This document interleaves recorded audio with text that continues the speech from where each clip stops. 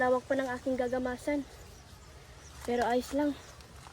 Ang mahalaga magkapera para sa aking pag-aaral.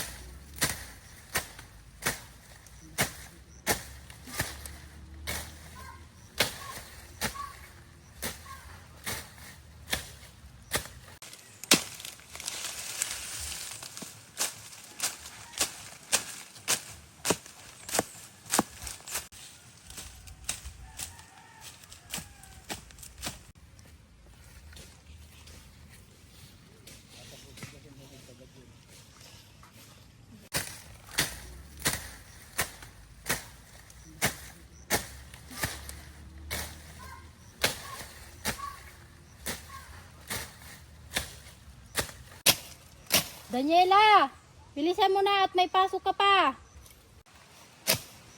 Daniela! Wala ka bang pasok? Bilisan mo na! At tapusin na natin ito.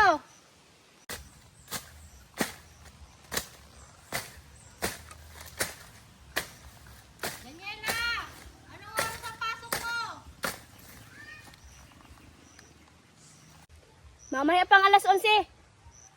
Tapusin mo na yan at baka malate ka.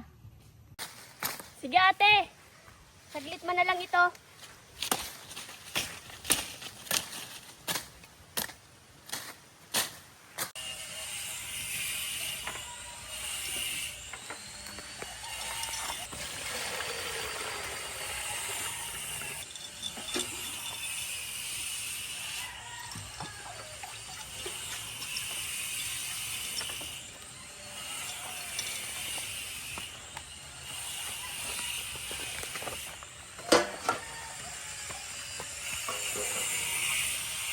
Hugasan ko muna yung plato bago umalis. Para wala nang isipin ko sila mama sa gawain sa bahay.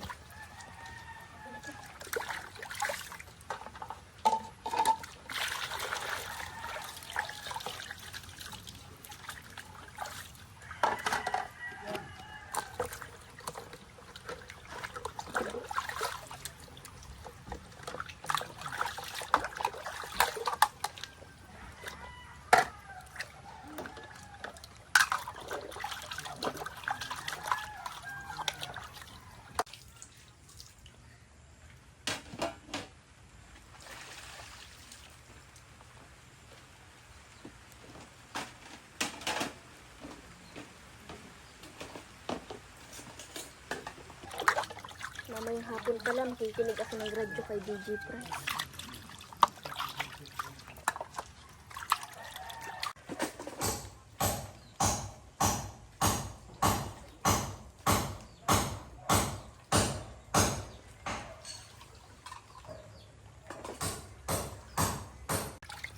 Sana pala, makumpleto ko na yung number na pinapamigay ni Franz.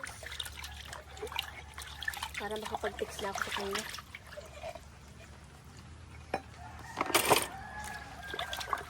Ang ganda pa naman ng boses niya. Sana mapansin ako pag nag-text ako sa kanya.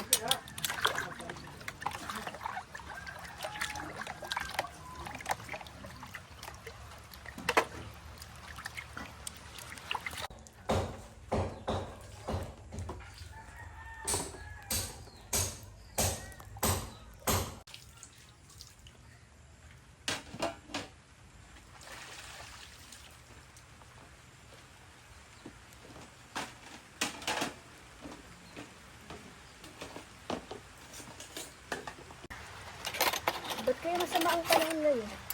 Lagi umuulan. May bagyo ata.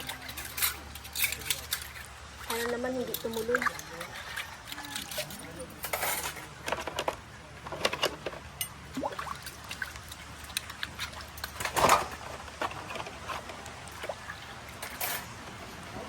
Bilisan ko na ito at umuulan na.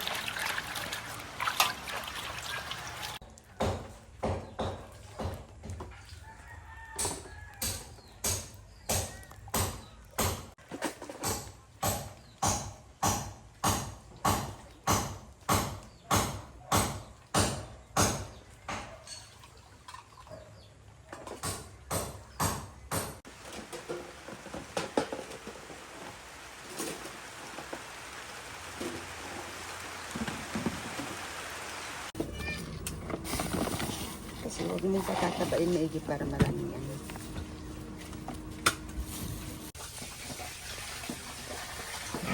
Sa isang linggo, manginak na naman yun. Ay, mangalbi na naman. Isusman. Ikaw buntis, ikaw po. Buntis yan, maanak yun ng November.